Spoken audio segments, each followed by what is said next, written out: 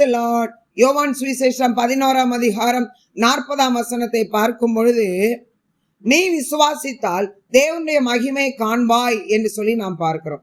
இது எவ்வளவு பெரிய ஆசீர்வாதமான ஒரு வார்த்தை. ஆனால் இந்த வசனத்தை, இந்த ஆசீர்வாதத்தை நாம் சுதந்திரிக்க வேண்டுமே ஆனால் கர்த்தர் சொல்லுகிறார், நீ விசுவாசித்தால் மாத்திரமே ஆகும் என்று ஆண்டவர் சொல்லுகிறார்.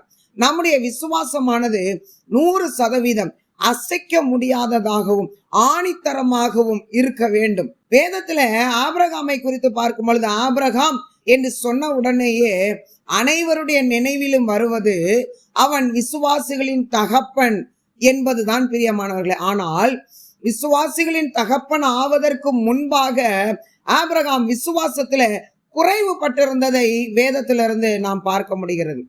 ஆதியாகமம் 12ஆம் அதிகாரத்திலே ஆண்டவர் சொல்லிட்டாரு, நீ உன் தேசத்தையும் உன் இனத்தையும் உன் ஜனத்தையும் விட்டு நான் உனக்கு காண்பிக்கும் தேசத்துக்கு போ, அப்பொழுது நான் உன்னை பெரிய ஜாதியாக்குவேன் என்று சொல்லுகிறார்.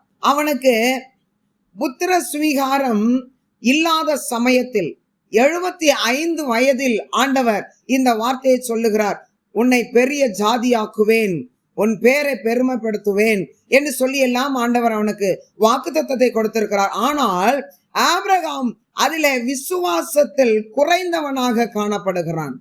ஆதியாகமம் 15ஆம் அதிகாரத்துல 3ஆம் வசனத்துல பாருங்க, அவனுடைய வீட்டின் வேலைக்காரனாகிய எலியேசரை தனக்கு புத்திர சந்தானமாக, புத்திர சுவிகாரமாக எடுத்துக்கொள்ள அவன் முயற்சிக்கிறான். ஆண்டவர்கிட்ட சொல்றான், நீர் எனக்கு புத்திர சுவிகாரத்தை கொடுக்கல, இந்த எலியேசர் என் வீட்டு விசாரணைக்காரனா இருக்கிறானே, அவன் என் வீட்டில பிறந்த சுதந்திரவாளியா இருக்கிறானே என்று சொல்லுகிறதை பார்க்கிறோம். அங்கே ஆபிரகாமுடைய விசுவாசம் குறைந்து போகிறது. பிரியமானவர்களே, ஆண்டவர் சொல்லுகிறார், இவன் அல்ல உனக்கு சுதந்திரவாளி என்று சொல்லி அவருடைய சித்தத்தையும் நோக்கத்தையும் ஆபிரகாமோடு கூட அவர் பகிர்ந்து கொள்ளுகிறதை நாம் பார்க்கிறோம்.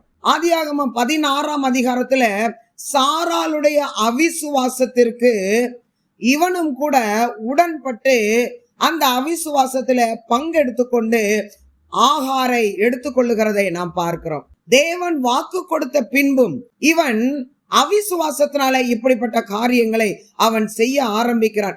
இதனால வேண்டி 25 வருடம் தேவனாகிய கர்த்தர் தன்னுடைய சித்தத்தை நிறைவேற்ற தள்ளி போடுகிறார். பிரியமானவர்களே, ஆபிரகாம் விசுவாசத்துல உறுதிப்படும் வரை தேவன் அவருடைய வார்த்தையை நிறைவேற்றவில்லை.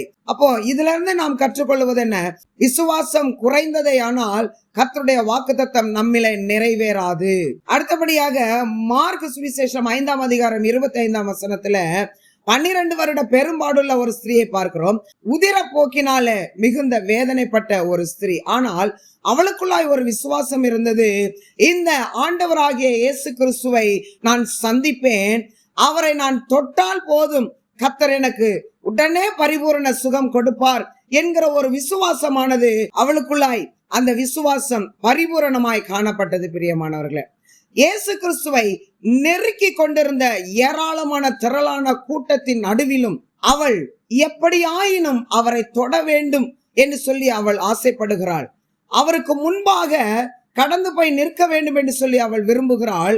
ஆனால் நெருத்து கொண்டிருந்த கூட்டத்தின் நிமித்தம் அவளால் கடந்து செல்ல முடியவில்லை. ஏனென்றால் அவள் சகல எல்லா பலனையும் இழந்து பலவீனப்பட்டு எலும்பும் தோலுமாய் இருந்து அவளால் நடக்க கூட முடியாத ஒரு சூழ்நிலையை அவள் காண்கிறாள். அவருடைய வஸ்திரத்தையாவது நான் தொட்டு பார்ப்பேன் என்று சொல்லி அவள் கடந்து செல்லுகிறாள். அப்பொழுது அவளுடைய விசுவாசத்தை பாருங்க, 100% அசைக்க முடியாத விசுவாசம். அவள் கடந்து போகிறாள். அவளை பார்க்கிறவங்க எல்லாரும் அவளை ஒதுக்கி தள்ளி இருப்பாங்க. எல்லாவற்றையும் சகித்து கொண்டாள். அதன் மத்தியிலும் அவள் இயேசு கிறிஸ்துவின் வஸ்திரத்தை, அவளுடைய கரத்தை நீட்டி ஓரத்தை மாத்திரம்தான் தொட முடிந்தது. தொட்டால் உடனே 12 வருடம் நிற்காத உதிரப்போக்கு உடனடியாய் நின்று போயிற்று. விசுவாசித்தால் மாத்திரமே கர்த்தருடைய மகிமையை நாம் பெற்றுக்கொள்ள முடியும். சாத்ராக் மேஷாக் ஆபேத்நேகோவை குறித்து நாம் பார்க்கும் பொழுது தானியேல் 3ஆம் அதிகாரத்தை எடுத்து வாசித்து பாருங்கள். அங்கே அவர்கள் சொல்லுகிறார்கள், நாங்கள் ஆராதிக்கிற எங்கள் தேவனாகிய கர்த்தர் எங்களை தப்புவிக்க வல்லவராய் இருக்கிறார். ராஜாவினுடைய கரத்திற்கும் எங்களை அவர் தப்புவிப்பார். அவர் தப்புவிக்காமற் போனாலும் கூட பரவாயில்ல என்று சொல்லி வைராக்கியமாய் நிற்கிறதை நாம் பார்க்கிறோம். அவர்களுடைய விசுவாசமானது ஆண்டவர் செய்கிறாரோ செய்யலையோ, அவர் ஒருவர் மாத்திரம்தான் ஜீவனுள்ள தேவன், சர்வ வல்லவர், அவர் ஒருவர் எங்களுக்கு போதும் என்று சொல்லி அவர்கள் உறுதியாய் அந்த இடத்துல விசுவாசத்தில் நிலைத்து நிற்கிறதை பார்க்கிறோம். அதனுடைய பலனாய் அதே நேபுகாத் நேச்சாருடைய வாயில இருந்து அறிக்கை வருகிறது, இந்த சாத்ராக் மேஷாக் ஆபேத்நேகோவினுடைய தேவனுக்கு விரோதமாய் தூஷண வார்த்தையை பேசுகிற யாராயிருந்தாலும் துண்டிக்கப்படுவான். இவர்கள் ஆராதிக்கிற தேவனை போல தப்புவிக்கிறவர் வேறொருவர் இல்லை என்று சொல்லி ராஜாவினுடைய வாயில இருந்து வார்த்தை வரும்படியாய் ஆண்டவர் கிரியை செய்கிறார். இன்றைக்கு நம்முடைய விசுவாசம் எப்படிப்பட்டதாய் இருக்கிறது? அவர் எனக்கு இதை செஞ்சா நான் அவரை தேடுவேன், நான் ஆலயத்துக்கு வருவேன். இப்படிப்பட்ட விசுவாசம் இருக்கும் பொழுது வாழ்நாள் முழுவதும் கர்த்தர் செய்கிற அற்புதத்தை நம்மால் பார்க்கவே முடியாது.